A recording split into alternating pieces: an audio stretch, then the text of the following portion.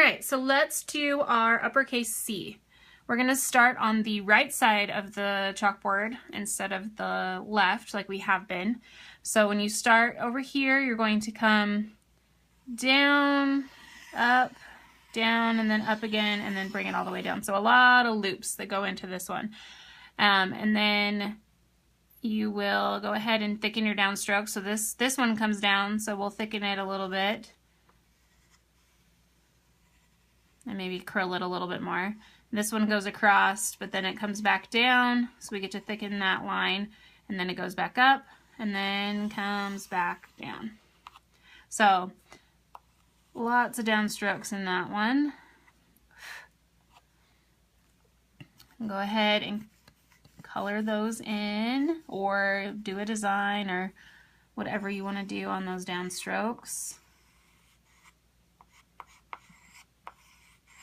And it's fun because the entrance to the letter C, the capital or the uppercase C, you can have it stretch all the way across whatever letter you're writing, and it just kind of adds that extra flourish across your design.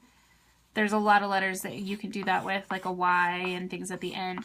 Or like when you have a T and you bring a flourish all the way across a letter or a word. It adds a lot of fun design elements to your chalk art. So,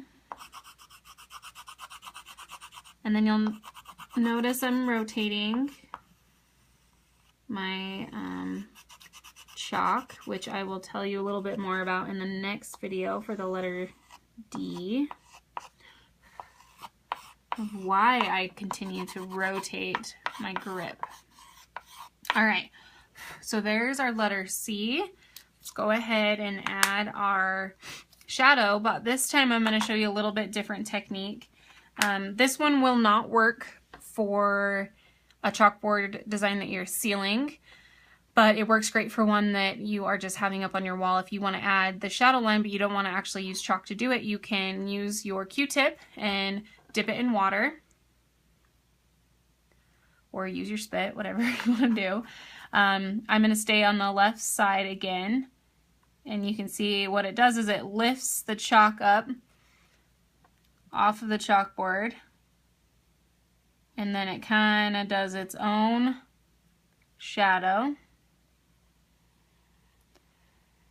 So this is the only time that I suggest using water on your chalkboard.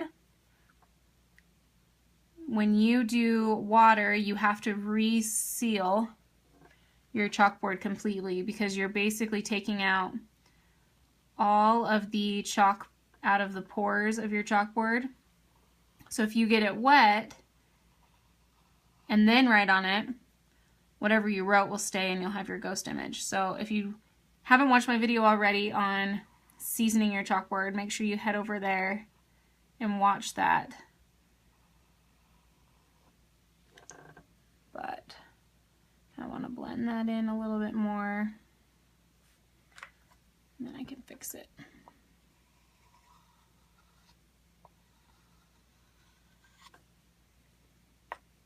So you can see as it dries, it's not as dark, but it still gives it that fun effect of having an actual shadow versus the white chalk shadow. So there's just another way for you to do it.